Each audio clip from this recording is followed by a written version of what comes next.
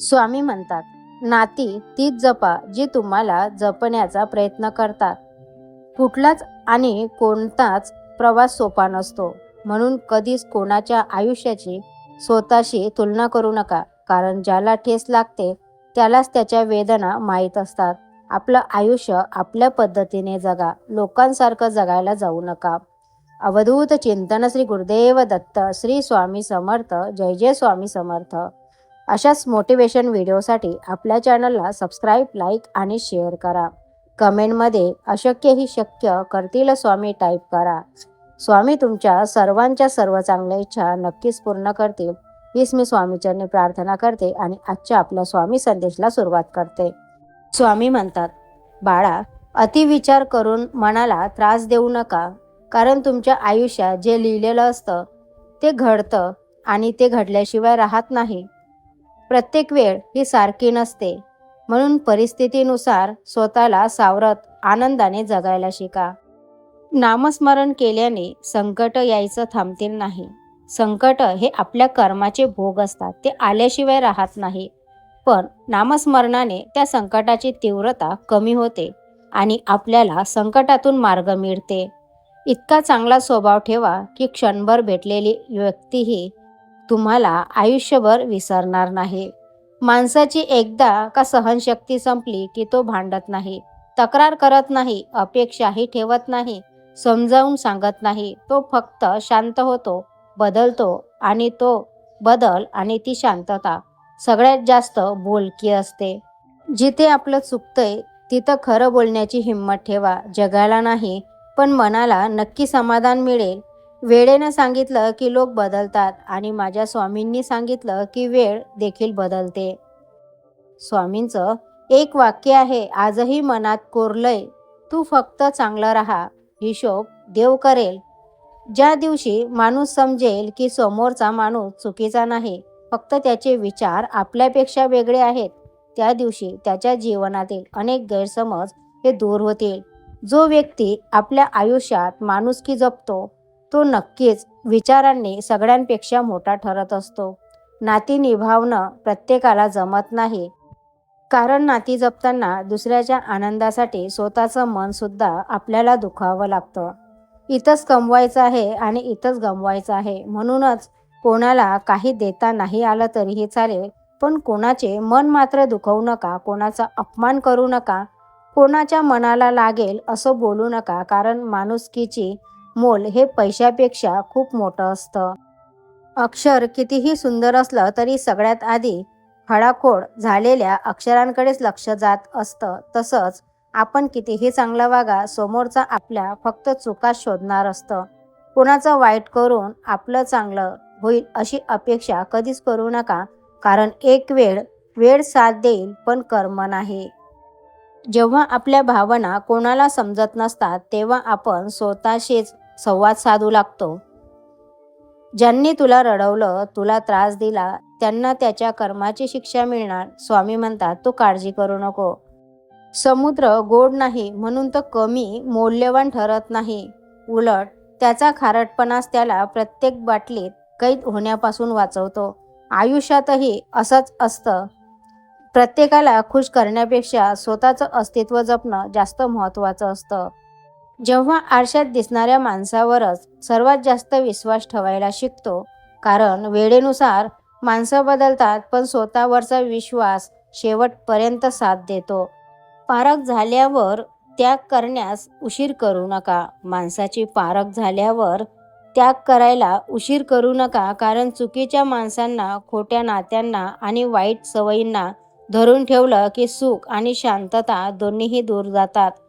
भरलेला खिसा नोटांचा हिशोब ठेवतो, रिकामा झाल्यावर माणसांचा तो चेहरा दाखवतो. खिशात पैसा असेल तर हात पुढे सरसावतात. वेळ वाईट आली की तेच हात दूर पडतात. पण काही हात असेही असतात जे साथ कधीच सोडत नाही. रिकामा खिसा पाहूनही आपलेपणाने साथ देत राहतात. म्हणून खिशात किती पैसे आहेत याचा गर्व करू नका. खिसा रिकामा असतानाही साथ कोण सोडत नाही ते विसरू नका. भरलेला खिसा बाजार दाखवतो, रिकामा खिसा माणसं दाखवतोय. संकटात जी साथ निभावतात तीच खरी नाती ठरतात. स्वार्थापलीकडे उभी राहणारी तीच माणसं आपली असतात. पैसा येतो आणि जातो, काळ प्रत्येकाला शिकवून जातो. रिकामा खिसा दुःख देत नाही, तर खरी खोटी माणसं आपल्याला दाखवून जातो. रिकाम्या हातांनी जगता येतं, पण रिकाम्या मनाने जगायची वेळ आली की माणसं जिवंत असूनही हरवून जातात. कारण मन भरलं की माणूस रडत नाही, तो फक्त बोलणं कमी करतो. त्या शांततेतच त्याचा सर्वात मोठा आक्रोश दडलेला असतो. विचार आवडल्यास हो म्हणून टाईप करा. चॅनलला सबस्क्राईब, लाईक आणि शेअर करा. कमेंटमध्ये अशक्य ही शक्य करतील स्वामी टाईप करा. स्वामींच्या आशीर्वादाने तुमच्या सर्वांच्या सर्व चांगल्या इच्छा नक्कीच पूर्ण होतील. आता हा संदेश त्या भक्तांसाठी ज्यांनी 34 नंबरच्या अंकाला स्पर्श केला आहे. स्वामी म्हणतात, देवाने माणसाला 2 गोष्टी कधीच एकाच वेळी दिल्या नाहीत, वेळ आणि समज. वेळ असते तेव्हा समज नसते आणि समज येते तेव्हा वेळ हातातून निघून जाते. म्हणूनच प्रत्येक क्षणाची किंमत ओळखा, कारण वेळ गेल्यावर आलेली समज नुकसान भरून काढत नाही, फक्त त्याची जाणीव करून देते. कदाचित यालाच आयुष्य म्हणत असावं. यालाच आयुष्य म्हणतात. देवाने प्रत्येकाला आयुष्य दिलं, पण कुणालाच त्याचा अर्थ दिला नाही. तो अर्थ शोधण्यासाठीच प्रत्येकाला वेगळा प्रवास दिला आहे, वेगळी माणसं दिली आहेत, वेगळ्या वेदना दिल्या आहेत आणि प्रत्येकाला वेगवेगळे धडेही दिले आहेत. म्हणूनच दुसऱ्यांच्या आयुष्याची उत्तरं आपल्या प्रश्नांना कधीच पुरेशी ठरत नाहीत, कारण प्रत्येकाचा संघर्ष हा वेगळा असतो आणि प्रत्येकाचं सत्यही हे वेगळं असते.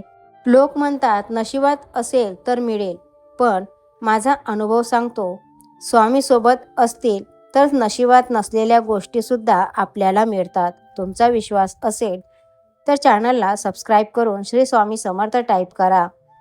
देव जबाबदारी घेणाऱ्यांच्या वाट्याला जास्त संकट देतो, कारण जबाबदारी घेणं हे प्रत्येकाच्या वाट्याला येणारी गोष्ट नसते. संकट म्हणजे शिक्षा नसतात, तर ती आपल्याला अजून मजबूत करणारी कसोटी असते. जेव्हा आयुष्य वारंवार अडथळे टाकतं, आपल्या आयुष्यात वारंवार संकट येतात, तेव्हा खरं तर देव आपल्या खांद्यावरचा विश्वास आपल्याला दाखवत असतो, कारण त्याला ठाऊक असतं जे संकट सहन करतात तेच इतरांचा आधारस्तंभ होतात. स्वामी म्हणतात, आयुष्यातील सर्वात मोठा आनंद म्हणजे जे तुम्हाला जमणार नाही असं लोकांना वाटतं ते साध्य करून दाखवणं. कुणाकडे काय आहे आणि कुणाकडे काय नाही याचा विचार मी कधीच करत नाही, कारण देवाने जे दिलं आहे ते कुणापेक्षा कमी नाही. जगातील सर्वात चांगली भेट म्हणजे वेळ आहे, कारण जेव्हा आपण कोणाला आपला वेळ देतो तेव्हा त्याला आपल्या जीवनातला तो क्षण देतो जो परत कधीच येत नाही. खरं बोलून कोणाला दुखावलं तरी चालेल, पण खोटं बोलून कोणाला सुख देऊ नका. स्वामींची साथ म्हणजे आपल्यासोबत असलेली एक अदृश्य शक्ती आहे, जी पडताना सावरते, रडताना आधार देते आणि प्रत्येक संकटात आपल्याला हळू आवाजात सांगते, भिवू नकोस बाळा, मी तुझ्या पाठीशी आहे. कधी कधी जीवनात असा क्षण येतो की सर्व काही संपल्यासारखं वाटते, डोळ्यात अश्रू येतात, मनात भीती असते आणि पुढचा मार्गही दिसत नाही. अशा वेळी माणूस कोणाला हाक मारतो? ज्यांच्यावर त्यांचा पूर्ण विश्वास आहे, आणि माझ्यासाठी ती हाक असते श्री स्वामी समर्थ. तुमचा या वाक्यावर विश्वास असेल तर कमेंटमध्ये अशक्य ही शक्य करतील स्वामी टाईप करा. स्वामी म्हणतात, माणसाचा स्वभाव हा कायम प्रामाणिकच असावा, कारण ओळख जरी नावाने होत असली तरीही आठवण मात्र माणसाच्या स्वभावानेच होत असते. एखाद्याच्या आयुष्याची वाट लावून हसत्या खेळत्या जीवनात विघ्न आणून ज्या लोकांना आनंद मिळतो, लक्षात ठेवा, नियतीचा फेरा सगळीकडेच फिरतो. पाप पुण्याचा हिशोब हा होतोच. म्हणून स्वामी म्हणतात, कोणाचं मन दुखेल, कोणाला त्रास होईल असं वागू नको, कारण मी त्रास देणाऱ्यांच्या नाही तर त्रास सहन करणाऱ्यांच्या पाठीशी उभा असतो. स्वामी सांगतात की आजचा दिवस जड जात असेल तर स्वतःला एवढीच आठवण करून दे की आता जितकं सहन करशील उद्या तितकंच प्राप्तसुद्धा करशील. फक्त मनोबल कधी खचू देऊ नकोस. सुखी जीवन जगायचं असेल तर आपली परिस्थिती पाहून निर्णय घ्यावेत. दुसऱ्यांची परिस्थिती पाहून घेतल्याने निर्णय कधीही दुःखच देतात. आयुष्यात कधीच कोणावर जास्त अवलंबून राहू नका, कारण अंधार पडल्यावर स्वतःची सावली देखील आपली साथ सोडून देते. वागण्यात खोटेपणा असेल तर जगण्यात मोठेपणा असून काहीच उपयोग नाही. लक्षात ठेवा, आपल्याला खाली खेचणारे लोक हे नेहमीच आपल्यापेक्षा खालच्या पायरीवर असतात. उलट उत्तर देणं नक्कीच चुकीचं आहे, पण नुसतेच ऐकून घेत राहिलात तर लोक बोलायची मर्यादा पार करतात. स्वामी म्हणतात, तुला बदला घ्यायची गरज नाही. तुला कोणालाही काहीही सिद्ध करण्याची गरज नाही. कारण कर्माचा फटका आता त्यांच्यावर बसायला सुरुवात झाली आहे. त्यामुळे तू काळजी करू नकोस. त्याचा खोटेपणा लवकरच सर्वांसमोर येणार आहे. स्वामी सांगतात, आपल्या आयुष्यात येणारी माणसं ही झाडाच्या अवयवासारखी असतात. काही फांदी सारखी जास्त जोर दिला की तुटणारी, काही पानासारखी अर्ध्यावर साथ सोडणारी, काही काट्यांसारखी सोबत असूनही टोचत राहणारी असतात. जेव्हा मनामध्ये हा प्रश्न येईल ना की कोणाचंही मी वाईट केलं नाही, कोणालाही मी त्रास देत नाही, तरीही माझ्याच वाट्याला दुःख का येतं, तेव्हा स्वामींचे हे 2 शब्द लक्षात ठेवा. स्वामी म्हणतात, बाळा, सोन्याला शुद्ध करण्यासाठी आधी आगीत जळावं लागतं. ही तुझी वाईट वेळ नाही, तर तुझी जडणघडण आहे. स्वामी म्हणतात, आयुष्यात आपल्याला ज्या लोकांमुळे त्रास होतो त्यांचे खरं तर आपण आभार व्यक्त केले पाहिजेत. कारण त्याच लोकांमुळे कसं वागायचं आणि कसं जगायचं हे आपल्याला अचूकपणे शिकायला मिळतं. नेहमी असं वाटतं ना की लोक आपल्याला दुखावतात, पण ते तसं नसतं. लोक नेहमी आपल्याला काहीतरी शिकवत असतात. अडचण ही जीवनापेक्षा मोठी नसते, फक्त ती योग्य ठिकाणी मांडली पाहिजे, म्हणजे बरोबर पर्याय निघतात. श्री स्वामी समर्थ. जय जय स्वामी समर्थ. विचार आवडल्यास हो म्हणून टाईप करा. चॅनलला सबस्क्राईब, लाईक आणि शेअर करा. भेटूया अशाच नवीन एका मोटिवेशन व्हिडिओसोबत. स्वामी तुमच्या सर्वांच्या सर्व चांगल्या इच्छा पूर्ण करो, हीच मी स्वामीचरणी प्रार्थना करते आणि आजचा आपला स्वामी संदेश इथंच थांबवते. संदेश पूर्ण ऐकल्याबद्दल खूप खूप धन्यवाद.